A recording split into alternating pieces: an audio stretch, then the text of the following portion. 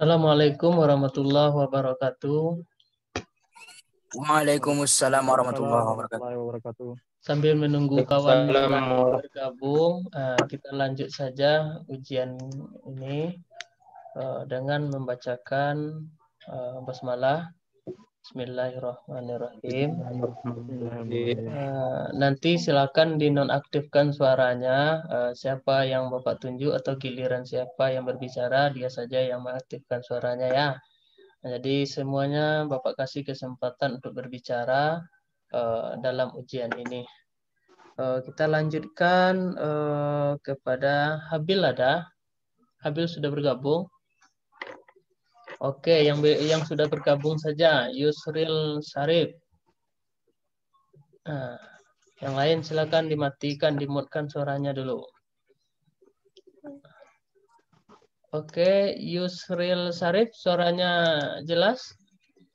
Oh jelas Pak. Nah, jelas. Yusril panggilannya ya. Iya Pak. Apa yang dimaksud dengan tungku tiga sejarangan dalam tatanan kehidupan Minangkabau, Yusril? Tungku tiga sejarangan itu adalah sebuah kepemimpinan yang ada di dalam sebuah masyarakat Minangkabau saja Pak. Siapa itu?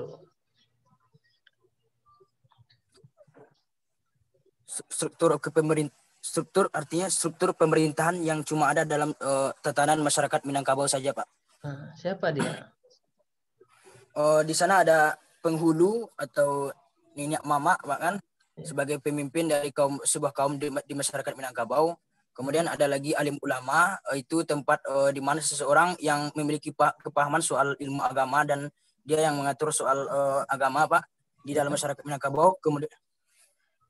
Kemudian yang terakhir ada lagi cedia pandai, yaitu orang tempat di mana masyarakat bertanya kepada dia Pak tentang suatu permasalahan yang terjadi di suatu masyarakat tersebut. Oke. Bagaimana peran mereka masing-masing dalam menjalankan tugasnya di Minangkabau? Peran mereka masing-masing di situ Pak, istilahnya saling berhubungan Pak. Coba sebutkan apa hubungannya? Hubungannya di sana, jadi dalam ingin memajukan sebuah masyarakat tersebut, maka si nenek mama ini awalnya akan menerapkan sebuah hukum untuk masyarakat. Kemudian hukum tersebut kemudian itu juga dipertanyakan dulu kepada yang cedak pandai bahkan tempat bagaimana caranya menerapkan sebuah hukum yang pas untuk diterapkan di sebuah masyarakat Minangkabau tersebut, dan kemudian juga tidak bertentangan dengan agama, juga itu di bagian urusan alim ulama. Kalau salah satu di antara mereka tidak ada, bagaimana tugas mereka masing-masing? Kalau salah satu di antara mereka itu tidak ada Pak, mungkin tidak akan berjalan suatu masyarakat yang istilahnya suatu masyarakat itu tidak akan bisa kita katakan mencapai sebuah keharmonisan mungkin Pak. Terus kalau tidak ada salah satu, siapa yang menjalankan tugasnya? Kalau tidak ada salah satu ya. Contoh cedik pandainya tidak ada, siapa yang menjalankan tugas cedik pandai? Dengan siapa dia menjalankan tugas?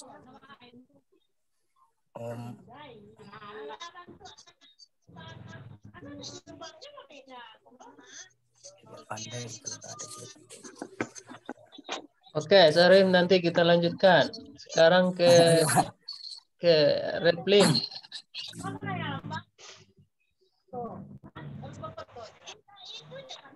Replin, suaranya jelas? Iya Pak, jelas Pak. Replin, jelaskan pengertian surau, peranan surau, dan bagaimana kondisi surau pada saat sekarang ini. Assalamualaikum warahmatullahi wabarakatuh.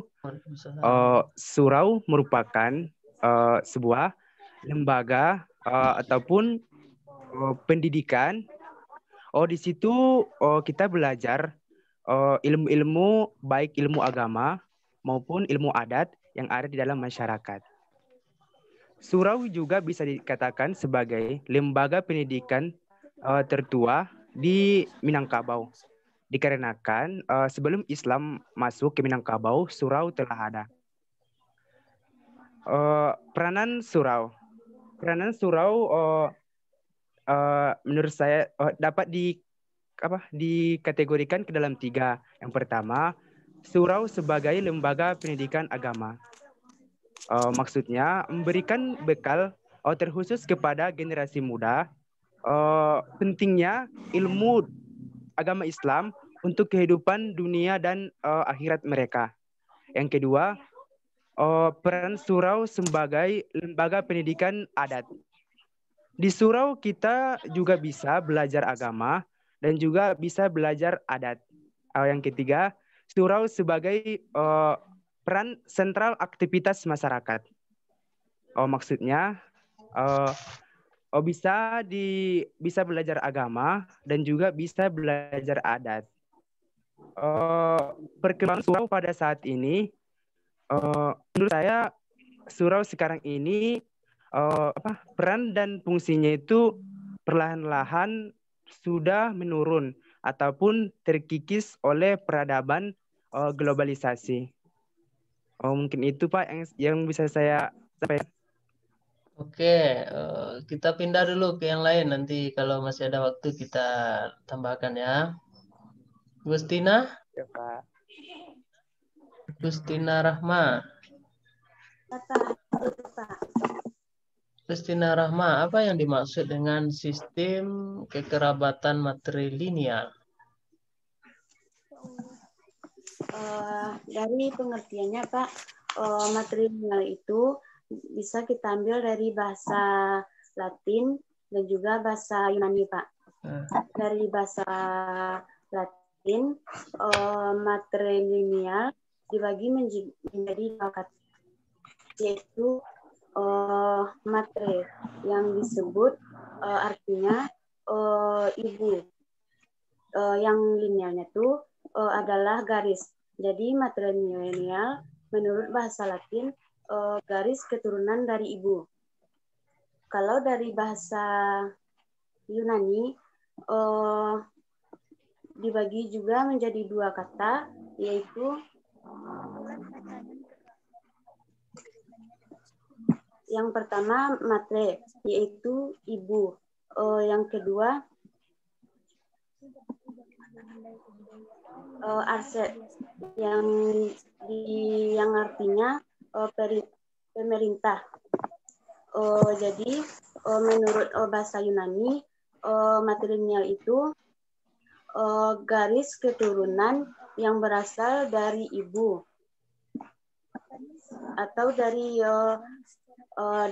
garis keturunan perempuan.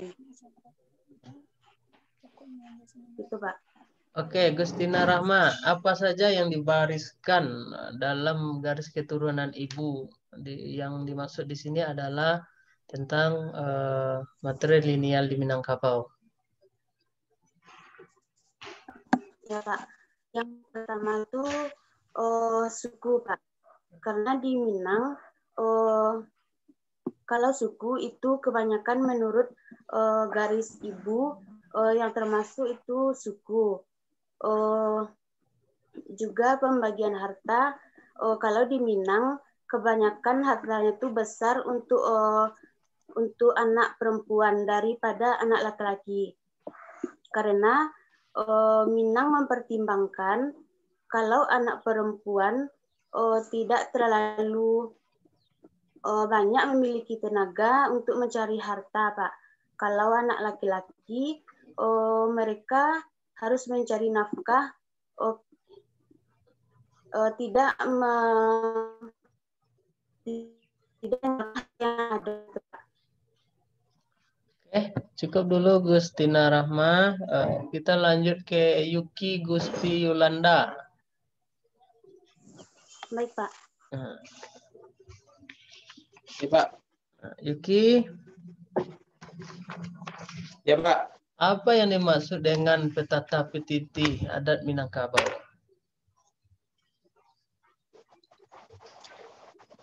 Oh. Petata PTT Minangkabau yang dimaksud adalah petata itu berbentuk puisi yang diuraikan secara ringkas, berisi untuk suatu ungkapan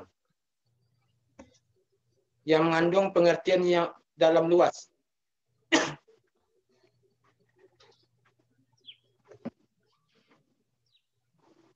Petata merupakan kata mengandung makna, kiasan penempatan yang perbandingan untuk mengandung suatu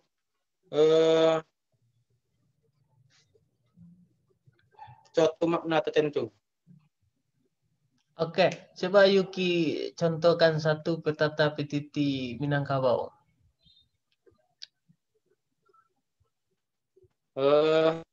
Pertama, tarung tiga sami tapi indak mati. Maknanya yaitu sifat seseorang yang tegas atas kebenaran dan penuh bijaksana. Yang kedua,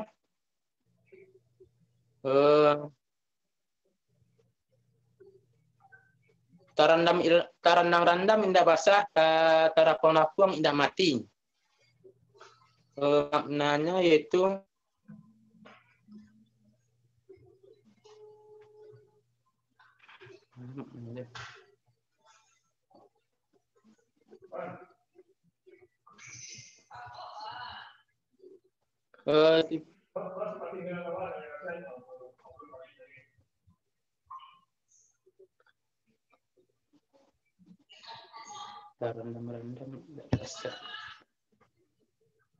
Oke Yuki, nanti kita lanjutkan, jaringan bermasalah. Kita ke Tommy dulu, Ahmad Tommy.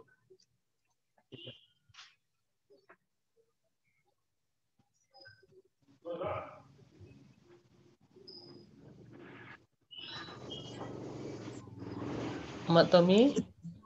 Ya Pak. Nah, Ahmad Tommy, apa itu orang nan ampek jini? Orang nan ampek jini. Baik Pak. Bismillahirrahmanirrahim. Assalamualaikum warahmatullahi wabarakatuh. Waalaikumsalam. Orang nan ampek jini itu ialah orang nan ampek jini itu ialah nenek mama, pemangku adat, nenek mama, terus alim ulama, jadi pandai dan dubalang, Pak. Sebutkan pengertian mereka masing-masing. Nenek mama itu siapa? Nenek mama itu ialah nenek mama ialah orang yang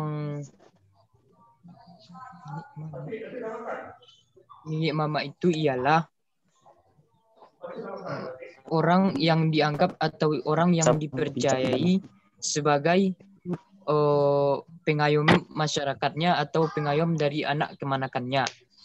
Nah, fungsi dari nenek mama ini sendiri ialah sebagai ibaratkannya dia adalah sebagai pemersatu bagi semua anak kemanakan atau di daerah kekuasaannya tersebut. Nah, untuk alim ulama merupakan seorang warga masyarakat seorang warga masyarakat yang dianggap mengetahui segala hal tentang ilmu agama. Seorang alim ulama lebih membimbing rohani masyarakat untuk menempuh ke jalan yang benar atau jalan yang Allah Subhanahu wa taala, maupun baik di dunia maupun di akhirat. Nah, alim ulama ini diibaratkan sebagai suluh bandang di nan kalam. Artinya seorang alim ulama ini diibaratkan sebagai seorang yang suluh atau pelita yang terang benderang dalam kegelapan. Itu yang mungkin yang dapat saya sampaikan, Pak. Oke. Kita lanjut ke Ayu. Ayu belum lagi. belajar, Pak. Ayu, apa itu sistem matrilineal, Ayu? Assalamualaikum warahmatullahi wabarakatuh. Waalaikumsalam. Sistem matrilineal di adat Minangkabau adalah matrilineal berasal dari dua kata, yaitu mother yang artinya ibu, sedangkan linear artinya garis. Jadi matrilineal adalah adat di Minangkabau yang menurut keturunan ibu. Jadi matrilineal adalah setiap masyarakat di Minangkabau menurut garis keturunan ibu. Pelaksanaan matrilinear itu adalah berlaku pada harta pusaka tinggi. Harta pusaka tinggi hanya bisa diwarisi kepada kepada yang menurut garis keturunan ibu tersebut. Harta pusaka tinggi itu tidak bisa dijual. Jadi matrilinear itu hanya berlaku pada setiap orang yang memiliki garis keturunan ibu. Itu, Pak. Apa fungsi harta pusaka itu di dalam tatanan Minangkabau? Bagaimana menggunakannya? Ya. Harta pusaka tinggi itu digunakan untuk mencukupi kehidupan anak-anak di Minangkabau yang menurut garis keturunan ibu tersebut. Apa contoh harta pusaka tinggi yang Ayu ketahui? Contohnya seperti rumah gadang, Pak. Rumah gadang. Rumah gadang.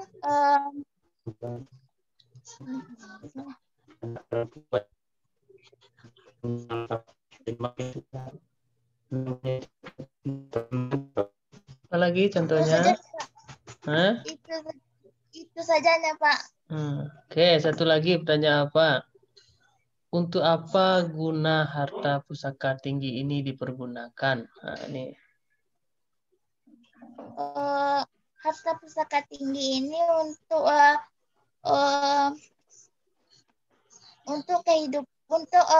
kehidupan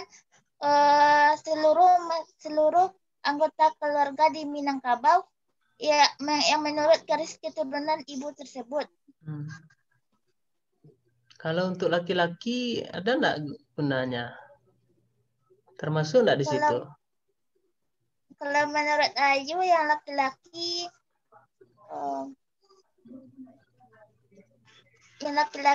enggak, kurang, Pak.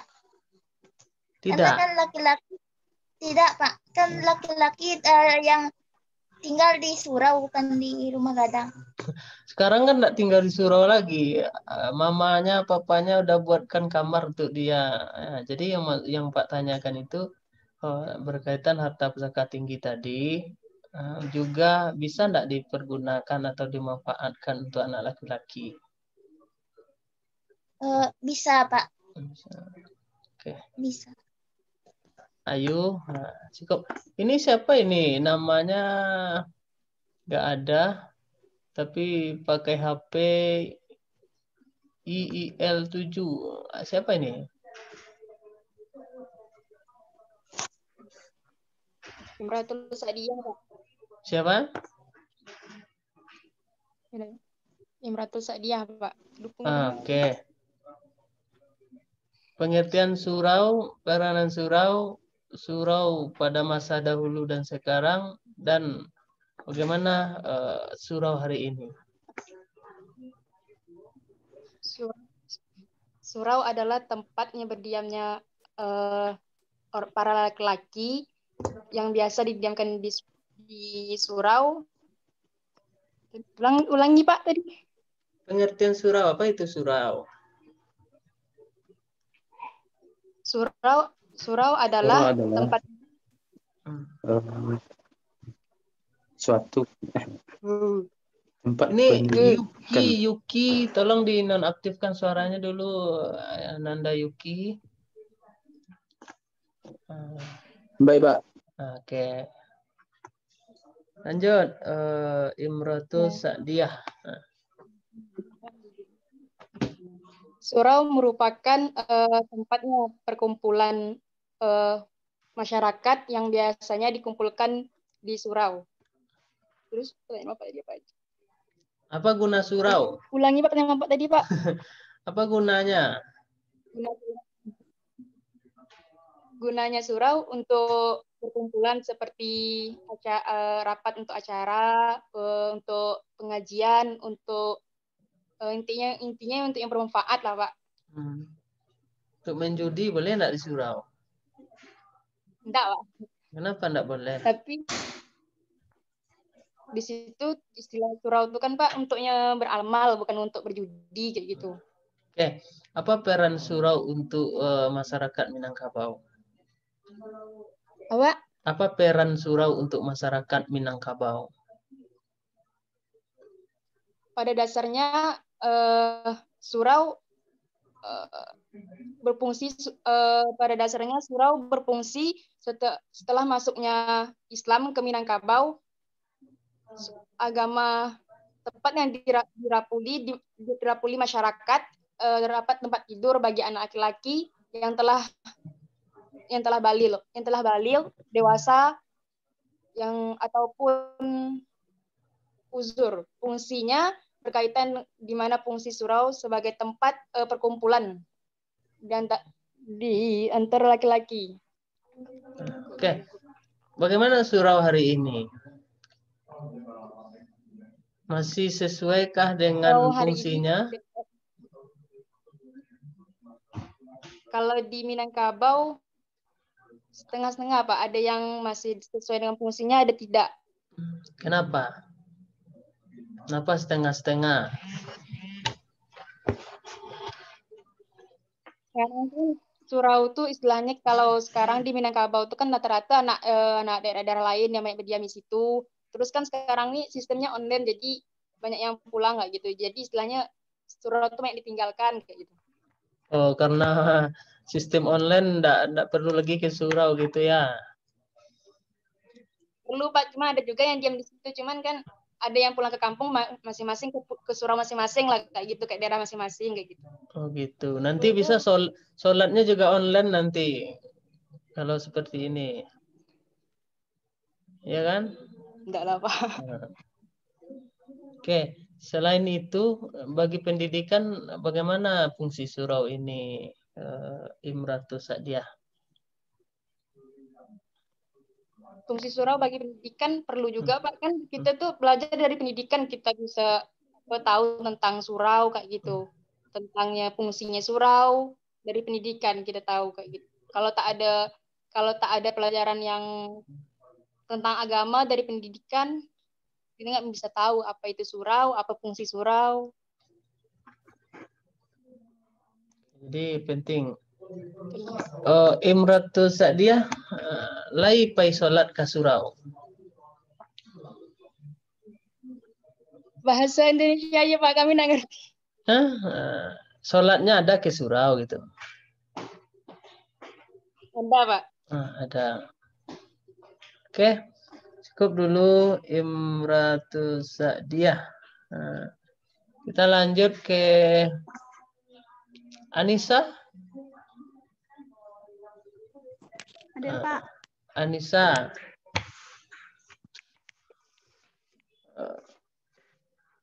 Anissa, apa itu merantau, Anissa?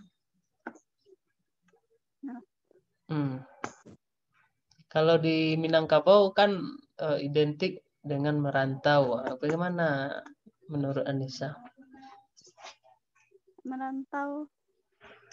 Ini sudah kita diskusikan kan? Merantau dalam tatanan kehidupan Minangkabau. Halo nih Pak. Hah? Belum? Belum. Sudah enggak? Nggak ada di kisi-kisi merantau loh Pak. Enggak ada di kisi-kisi. Oke lah. Apa itu sistem matrilineal dalam kehidupan Minangkabau? Sistem matrilineal merupakan suatu sistem yang berasal dari garis keturunan ibu. diambil dari berasal dari dua kata, yaitu mader artinya ibu dan lineal artinya garis. Jadi garis keturunan ibu.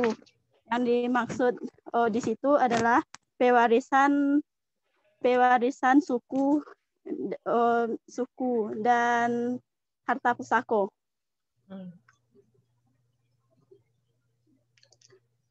Kalau setahu Anissa, apa contoh harta pusaka yang diwariskan sesuai materi lineal itu?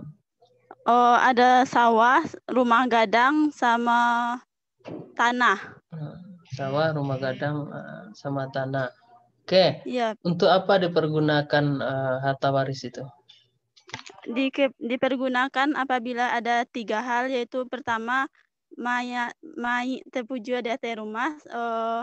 Apabila ada mayat terpuju di atas rumah, kalau tidak ada uang untuk menyelenggarakannya, maka boleh dipakai untuk seperlunya saja. Yang kedua ada rumah gadang katirisan. Apabila ada rumah gadang yang udah bocor, jadi boleh dipergunakan untuk merehab rumah tersebut, tapi digunakan untuk seperlunya. Yang ketiga ada gadih gadang indak balaki.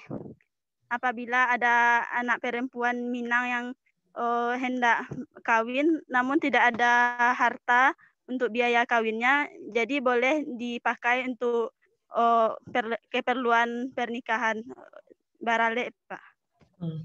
Jadi nanti diganti enggak kalau udah kaya dia? Iya, Pak, diganti. Diganti. Kalau enggak digantinya gimana? Kalau ada penghasilan dia boleh diganti. Kalau tidak gimana?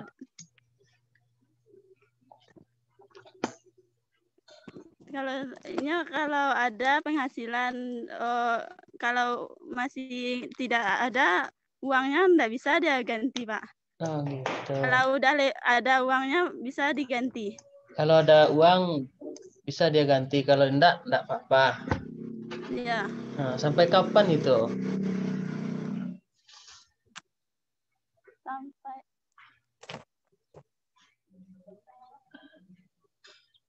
Sampai ada uang. Sampai ada uang. Oke. Anissa udah. Ini ke siapa dulu? Ke Abil.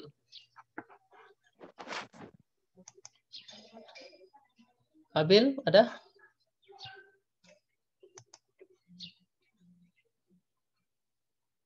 Ada Abil? Ada, Pak. Oke, Habil. Ya. Apa yang dimaksud dengan tiga tungku sejarangan, Habil? Baiklah, yang dimaksud dengan tiga tungku sejarangan itu adalah sistem kepemimpinan di nagari dalam adat Minangkabau, Pak. Terus siapa dia? Yang terdiri dari yang pertama itu Pangulu, kemudian alim ulama, kemudian Cediak Pandai. Kalau Pangulu ini pimpinan dalam bidang sosial. Kemudian kalau alim ulama ini dalam bidang agama atau ibadah. Kemudian kalau Cediak Pandai ini pemberi solusi untuk masalah-masalah yang dihadapi di dalam negari di Minangkabau, Pak. Kalau salah satu di antara mereka tidak ada, siapa yang menjalani tugasnya? Kalau salah satu tidak ada. Contoh Cediak Pandai, tidak ada dia. Musyawarah, Pak. Yang menjalankan tugasnya siapa?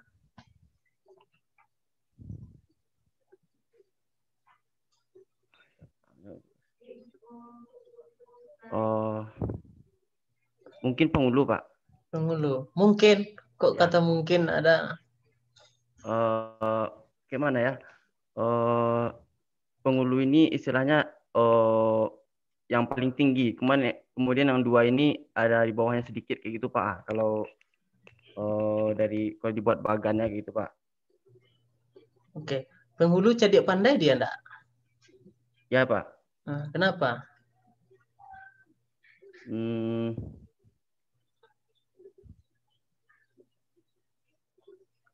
Alim ulama cerdik pandai? Ya, Pak. Ya, kenapa?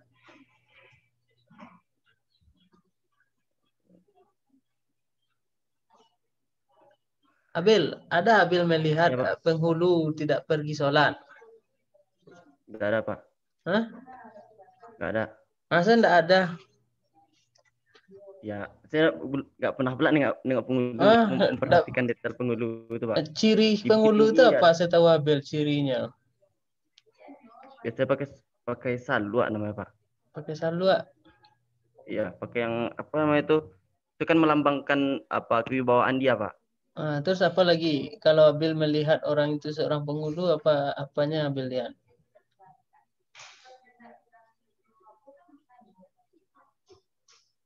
Itu yang setahu saya, Pak. Saya jarang pula nengok penghulu, Pak. Abil orang mana? Dia orang Bukit Tinggi. Orang Bukit Tinggi jarang lihat penghulu. Abil punya mama enggak? Oh. Punya, Pak. Siapa mama Abil itu? Mama saya di Riau, Pak. Cuman satu orang. Datuk Abil siapa Datuk? Kalau enggak ada Datuk Abil enggak bisa nikah nanti. Oh, ada, Pak. Siapa Datuk Abil? Oh. Datuk lagi ya. Nama datuknya enggak tahu, nanti kamu enggak dapat surat nih untuk nikah. Itulah tuh, Pak.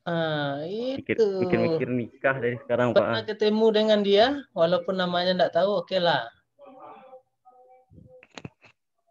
Enggak pernah, Pak. Enggak pernah. Cuman kalau kayak mana? Kalau yang punya gelar datuk di dalam keluarga ada, Pak. Abangnya ayah gitu. Terus? Pernah ketemu, apa ciri yang berbeda dengan dia? Masa ya seorang datuk enggak ada bedanya?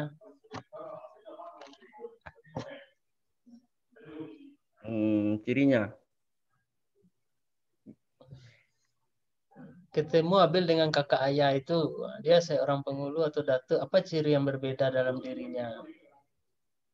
Enggak ada bedanya, Pak. Enggak ada bedanya. Ya, mungkin berarti dia belum datuk kalau enggak ada bedanya ya. Iya tuh, Pak. Mungkin dia ketemu sama saya bukan sebagai datuk pas itu kan. Mungkin dia sebagai kakak ayah, dia ketemu sama saya gitu. Dimanapun, walaupun dia tidak sebagai datuk, dia harus berbeda dengan yang lain gitu. Baik dari segi penampilannya, baik dari segi berbicaranya, baik dari segi fashionnya, termasuk pakaiannya. Datuk dalam konsep ya banyak acara adat, acara resmi, dia nggak mungkin pakai baju-baju kaos, nggak mungkin pakai celana-celana lepis. Itu sudah menentukan tugas datuk dan perannya. Oke, cukup dulu Abil. Kita ke ini waktunya hampir habis ya nampaknya. Siapa yang belum? Rifai. Iya, Pak. Rifai. Petata petiti itu apa? Assalamualaikum warahmatullahi wabarakatuh. Waalaikumsalam. Jadi kalau untuk masalah pepatah petitih Minangkabau itu adalah merupakan satu bentuk karya sastra dalam segi bahasa, yang mana dalam segi karya bahasa seni sastra ini dia menyampaikan suatu kiasan atau katokieh yang mana dalam kata kiasan itu mencakup makna-makna yang tersirat namun tidak disampaikan secara umum tetapi disampaikan secara petata petitih Minang tersebut.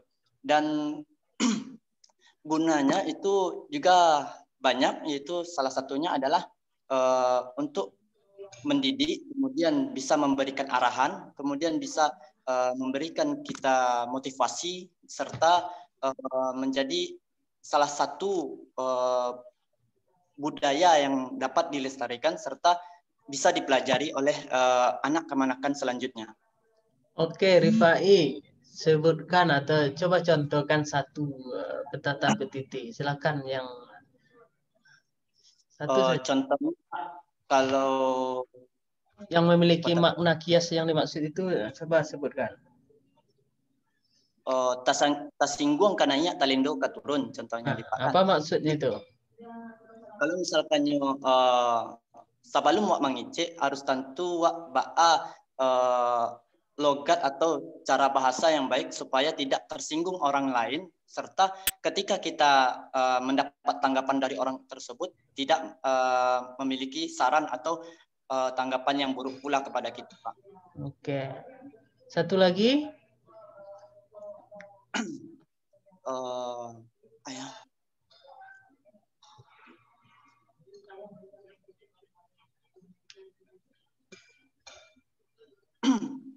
Bisa?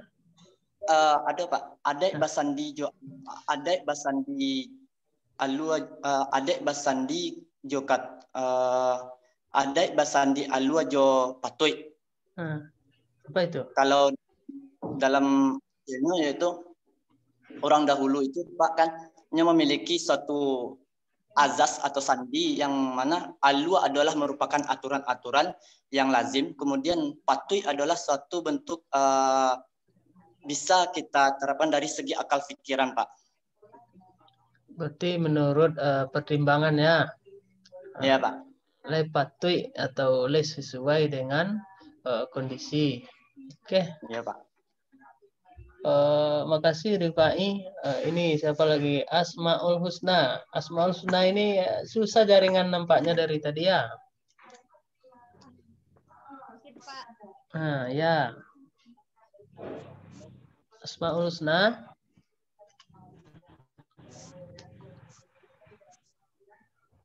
Bisa dengar suara Bapak Asmaul Husna?